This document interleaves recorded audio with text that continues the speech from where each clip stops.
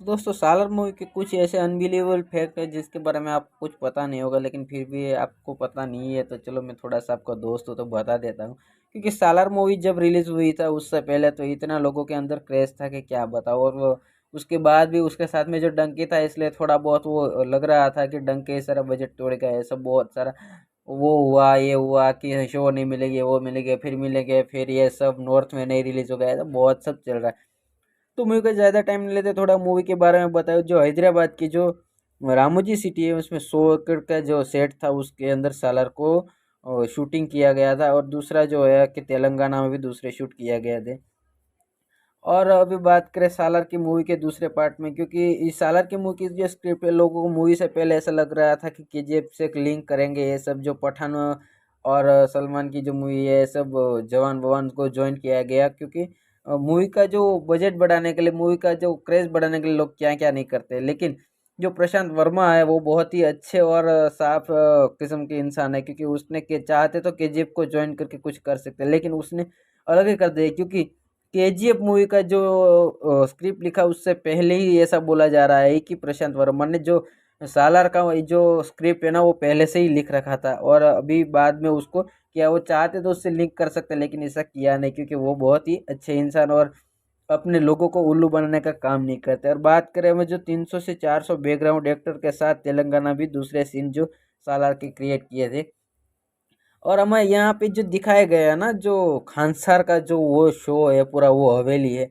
तो उसके बारे में एक डीप में मैं बात बता दूं। क्योंकि जो सीन दिखाया गया है ना वो सीन कोई और नहीं है, वो सीन आपको बहुत ही अच्छी तरीके से पता है, बहुत ही अच्छे तरीके से जानते हैं, लेकिन आपको पता नहीं है। तो मैं बता दूं कि जो खानसर में हवेली का सीन बताया गया है वही सीन सिर्फ वो केजीएफ में आपने देखा है ना वही हवेली का सीन है, लेकिन इसमें बीजीएम बीजीएम और सब अलग अलग किया हुआ है और सीन अलग अलग तरीके से लिया गया है। और उससे ज़्यादा मैं आपको बता दूं कि ये जो सीन है वो केजीएफ सालार में नहीं, आपने बहुत दूसरी अलग अलग मूवी भी देखे हैं। वो मूवी के नाम मैं आपको वह सामने ले रहा हूँ, उस मूवी के नाम क्या है पता है? रावड़ी राठौड़, लिंगा, पृथ्वी, पशी तड़ीपार, ऐसे अलग अलग मूवी में भी इसी का जो वो है ना वो लिया हुआ है इस हवेली का ही। वो ये हवेली कौन सी है आपको पता है क्या? मैं बता दूं, कर्नाटक के जो मैसूर में आया ना वो ललिता का महल, मैसूर में जो का ललिता का पैलेस महल आया हुआ है उसी का ये सीन है, जो आपको बहुत ही अच्छी तरीके से पता है, गूगल में भी अवेलेबल है।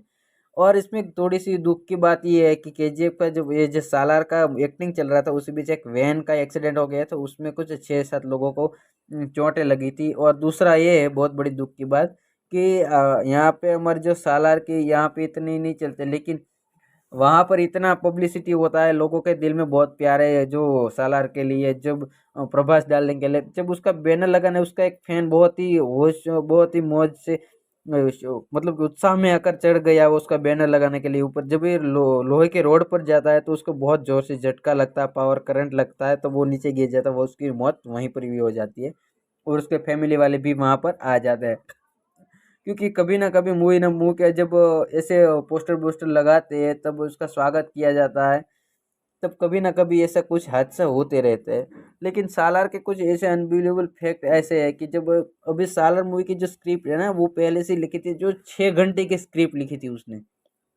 तो पहले से ही वो पक्का हुआ था कि एक पार्ट में ये नहीं आएगा इसलिए 2 पार्ट इसके बनेंगे। और अभी बात करें तो 140 दिन का जो प्रभास ने शूटिंग किया है, तो हम बात कर सकते हैं कि बहुत शॉट लिया है, बहुत बहुत अलग अलग जगह पे सीन लिया है। और एक सीन कुछ ऐसा भी है जो समंदर के बीच में लिया हो, वो ये पार्ट 1 में सालार में नहीं आया, वो दूसरे पार्ट में आएगा। और वो 10 करोड़ के आसपास था, सिर्फ एक सीन का 10 करोड़ के आसपास का बजट कुछ था। तो उस कुछ भी बहुत सारी ऐसी बातें, क्योंकि जो पार्ट 1 और पार्ट 2 पूरा का पूरा जो कंप्लीट ही है, जो हमारे प्रशांत वर्मा है उसके बारे में, प्रशांत नील के बारे में कुछ बोला जाए इतना कम है, क्योंकि उसका सब कुछ कंप्लीट है। तो भाई इंतजार दूसरे पार्ट का है, क्योंकि दूसरे पार्ट अभी जो कल की वल्की आएगा, दूसरे 2-3 मूवी आएंगे उसके बाद साला 2 का पार्ट आएगा, और उसका बहुत सब्री से बेसब्री से इंतजार रहेगा। क्योंकि पार्ट 1 से ज़्यादा पार्ट 2 बहुत सी ऐसी जो स्टोरी है जो हमें दिखाई गई कि वहाँ पे जाके अटक रही है, हमें कुछ जानने की बहुत बेचैनी हो रही है। क्योंकि दूसरे पार्ट देखने के बाद ही में पता चलेगा कि क्या है दोस्त दुश्मन वह सब क्या है।